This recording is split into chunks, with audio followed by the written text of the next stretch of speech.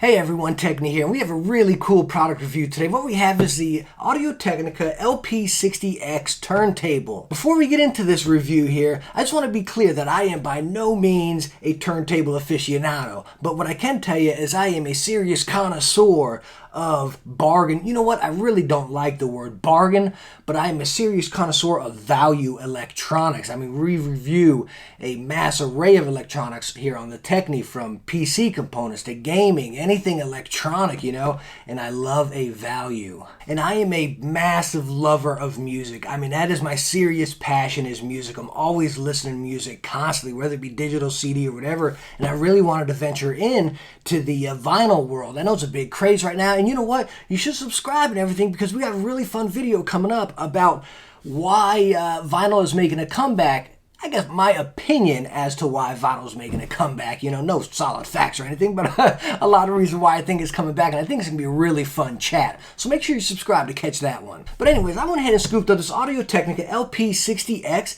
for 99 bucks. But what we're going to do here is we're going to unbox it, see what all comes in the box. We're going to put it together, and we'll plug it in to actually get a sound test and see if it's worth that 100 bucks.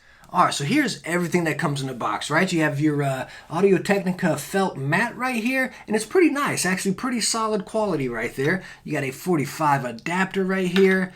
Then you have your cables, and it goes right into 3.5 into the back. And after we get all this assembled, I'll do some close-ups on this to show you as well. You have a little power brick right here, which again will plug into the back there. And then over here, we have our disc. And right underneath here actually is the belt.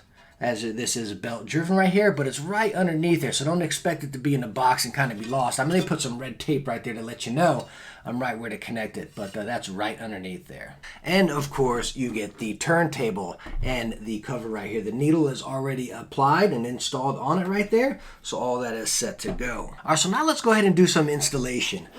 Now, the cover comes on it, right, but it's a really easy, it slides on. You got two little connectors right back here, and it will slide right on over there. There's really no clipping, so it's on there really loose. You can just slide it off if need be. It doesn't really grab on anything. I don't know if that's a good thing or a bad thing, but hey, that's how it is. So we're going to take our plate or a disc, whatever you want to call it here. Nice aluminum, by the way. Now, they did have that tape right down here by a rubber band, and this rubber band, it's not heavy duty by any means. It's pretty lightweight. Feels like a regular rubber band you'd use in the office. So I don't know, is that going to hold up for a while? I'm not sure, but I'm sure it's an easy, cheap replacement if need be.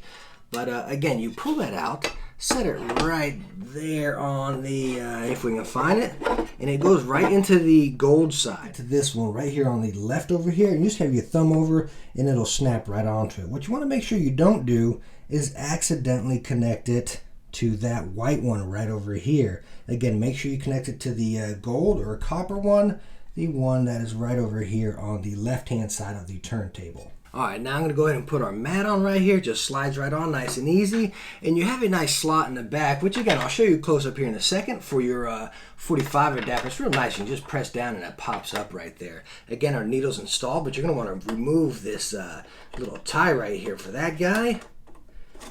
There we go. Oh, it's right through the little hole right there.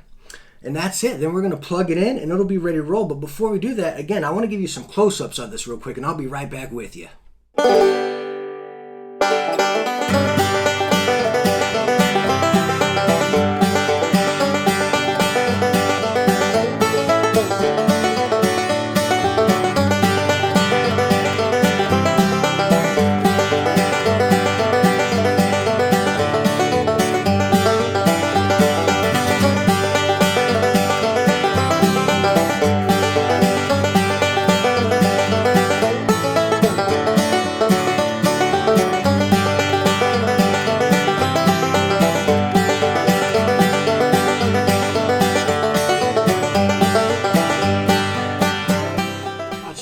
To do is talk about the operation of it. And now just a side note here real quick, I took off the cover right here, and it's a cool thing I just found out. So if you want it kind of displayed up there when you're listening to music, whatever, you can take the cover off so you don't have these nasty little clips back here. They actually slide out so you can have it nice and flush, and it looks really good back there. Now, one thing real quick, there's no power button, right? You pretty much got your start, stop needle, up, down, 33, 45, your 12 to 7, which will adjust where the needle is going to start. If you start on a 7-inch or a 12-inch right there. But again, there's no power button. It's pretty much right when you press start, it turns on. Now, one thing I want to point out here, as you saw in the close-ups earlier, there's no little hook to hold your arm into. And if you just lift your arm up, so say you accidentally bump it and you move your arm over, it's going to start right away when you move the arm over without even pressing start. So you kind of want to be cautious about that. If someone accidentally bumps into it, it's going to fire right up. So I kind of wish there was a little safety arm right there to hold it in place. So anyways, we're going to get started with it. And like I said, just hit start up there, and the record will start spinning, and the arm's going to go fully automatic. So it's going to do everything on its own. Arm will go over and it's going to set right down. Now say if you just want to stop it right where you are, kind of like a pause button, right? Just hit this button over here, which will be your needle up or down, and your needle will raise up off the record. You want to set it back down, bam, just press it again. So it's kind of like your pause button right there, right? And then it'll just start playing right for you. Now again, if you want to stop it, we're just going to hit our stop button up here.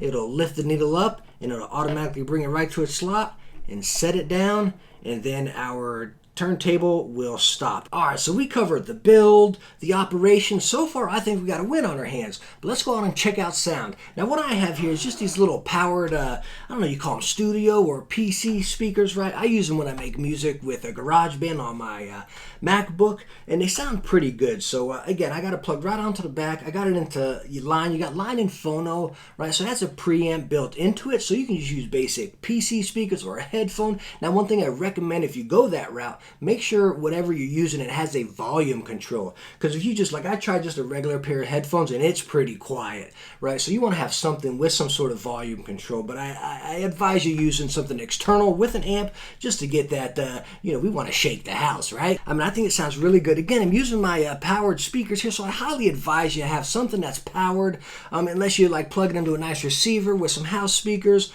something like that. Maybe even PC speakers that plug into the wall that got that little power amp outside with the subwoofer and whatnot, Now this Audio-Technica LP60X, it comes in an array of colors too. I have the all black. It comes with one, I believe, with a white front, a red front, a brown front, and a silver front, I believe. So a bunch of different styles to match your decor. I think this is a win. Again, we're talking $100 here, guys. Of course, we're not going to get the best, but most people that are buying this are going to be like myself, where we're just getting into the hobby, and I think this is going to cut it. Not even just if you're getting into the hobby. This is going to play your music, and it's going to play it well. You know what I mean? Sure, there's better out there, but we're also going to be spending more than $100.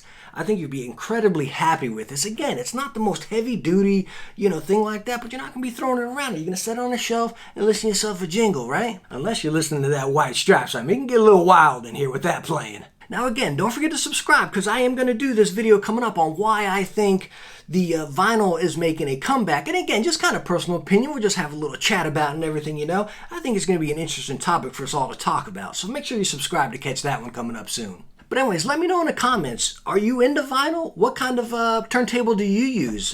Did you pick this one up? Are you looking at picking this one up? Again, if you are, $100 out the door, I think you're going to be happy with this guy. You really can't go wrong. But anyways, thank you so much for watching this video. I hope to help you out making your decision just a little bit. I'll leave the link for this turntable right down in the description down there.